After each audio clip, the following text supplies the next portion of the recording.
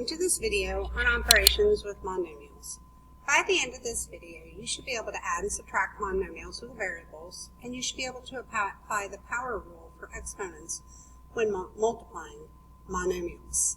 Alright, so a quick review. When we add and subtract monomials, so let's quickly review. A monomial is a coefficient that is being multiplied to some variables. And so you could see like 5xy squared. So this is a coefficient being multiplied to some variables, but it's still only one term. So monomial means one term. Okay? Monomials that have the same variables and exponents can be considered like terms. And what that means is you can combine them and put them into one term if they're exactly the same. The variables have to be exactly the same, and the exponents on the variables have to be exactly the same. And then the most important part, when you're adding and subtracting with variables and exponents, they have to be exactly the same when you combine them, because you will not be changing the variables and the exponents. They stay exactly the same throughout the problem when you're adding or subtracting. So let's do a quick review. 17x plus 25x, it's the same exact variable with the same number of exponents, which is 1 in this case. So really you're just combining the coefficient in front and keeping the variable the same. So 17 plus 25 is 42, and then you keep the x. All right, let's try this again. So we have, on number 2, we got a couple things going on. So let's look, we have 10m squared, and there's another m squared here. These are like because they have the same base and the same number of exponents. So 10m squared plus 2n squared is 12m squared. And then I have a positive 9m minus 20m. The variables are exactly the same as are their exponents, so we'll get negative 11m. Okay. We'll keep reviewing. So 3y and 6y, they're both a y raised to 1.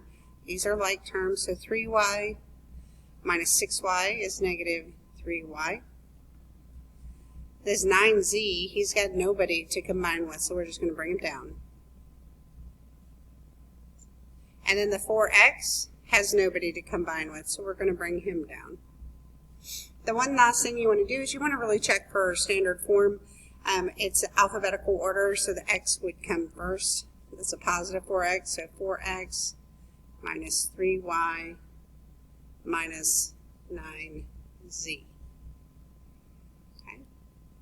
And our last one, the sum means add, so we just want to add these together. See how I have x squared and y squared and y. They're not going to change. It'll be x squared and y, but what will change is the coefficient out front. We have 2 minus 6, which is negative 4. So that's when we're adding and subtracting.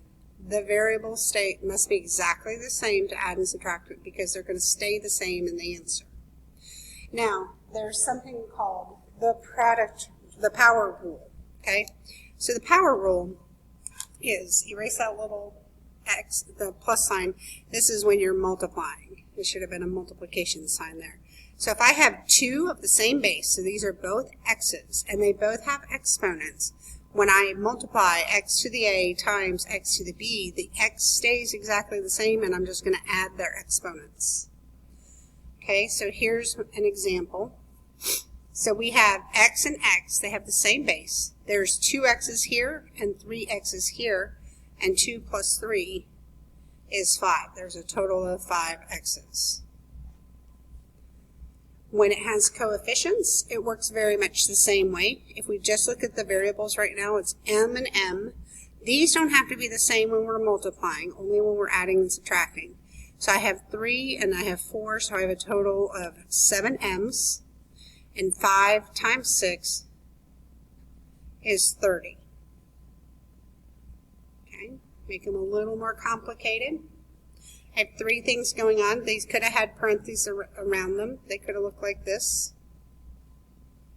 We're just multiplying them all together. So we have 2 times negative 4, which is negative 8, times 3, which is negative 24.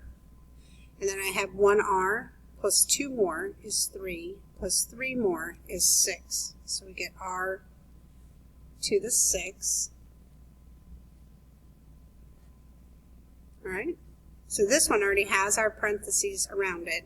Coefficients first. 6 times 10 is 60. Now how many c's are there? There's 2 here and there's 3 there, so there's a total of 5 c's. There's a 1d here and 1d there, so we have a total of 2 d's. And that's going to be your final answer.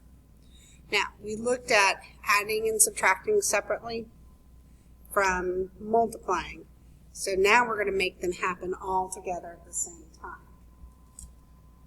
So we've got these two terms multiplying together and these two terms multiplying together, and then we want to add them together at the end, but only if they have the same variable. So let's take a look. Let's only look at the left-hand side to begin with.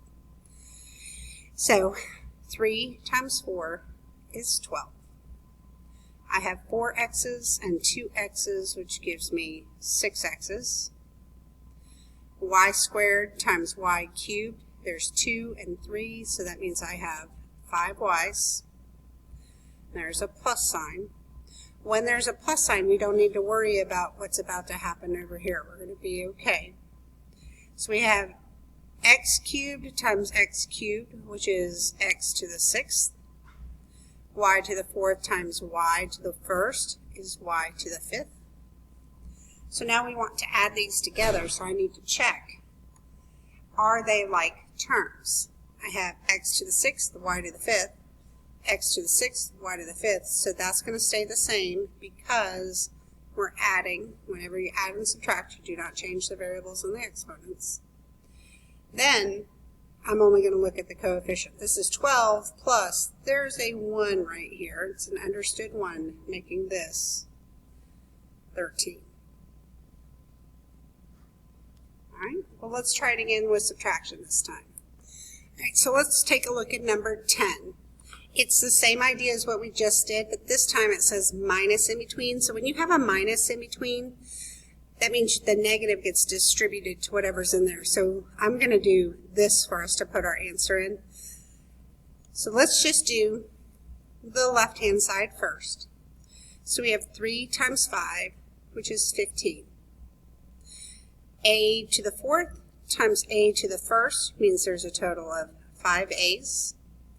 Then I have b to the 3rd times b to the 2nd for a total of 5 b's. All right, now let's look at the other side. A to the 3rd. Oh, look, that has a coefficient. So let's back up a second. What's the coefficient on this first one? That's a 1. So we have 1 times negative 2, or negative 2. Then I have a to the 3rd times a to the 2nd, so that's a total of 5 a's. Then I have b to the 4th times b, which is a total of 5 b's. So now let's look at it. A to the 5th, b to the 5th, a to the 5th, b to the 5th. These are like terms. I can combine them, but I have this situation here with minus, minus in the middle. That really means it's going to be plus. So we have 15a to the 5th, b to the 5th, plus 2a to the 5th, b to the 5th. Remember, when we're adding and subtracting, our variables are not going to change. All that's going to change is your coefficient out front. 15 plus 2 is 17. All right. 2 more. We're going to try another minus one, so I'm going to do minus the parentheses, because you'd have to distribute the negative through. That's what we did here. Negative times the negative made the positive. So we're lucky here on the left, there's nothing for us to do. So we have 16x to the 6th, y to the 8. And then on the right-hand side, there is something for us to do. So let's look at it. So you have 2 times 3, which is 6. x to the 5th, x to the 3rd is 8x's. Y to the 1st times y to the 7th is 8y's. So we're going to look at them together. I have x to the 6th, y to the 8th, and here I have x to the 8th, y to the 8th. These are not like terms. I cannot combine them, so that will be our final answer. We could take the parentheses off to make that positive 6x negative. So we got 16 x to the 6th, y to the 8th, minus 6x to the 8th, y to the 8th. They look awful close, but they are not like terms. So that's our final answer. All right, one final one. Pause the video, give it a try on your own, see how you do, and come back and check. All right, let's see how you did. So we had the -3 times -5 for the 15, 1c and 4 c's for a total of 5 c's. D to the 1st and d to the 1st, making d squared. Then over here, I had 2 times 7 for 14. C squared and c cubed is c to the 5th. D squared, and there weren't any other d's, so it just stays d squared. So we had c to the 5th, d squared, c to the 5th, d squared. So we kept that. 15 plus 14 is 29. Hopefully that was helpful for you. Let me know if you have any questions. See you in class.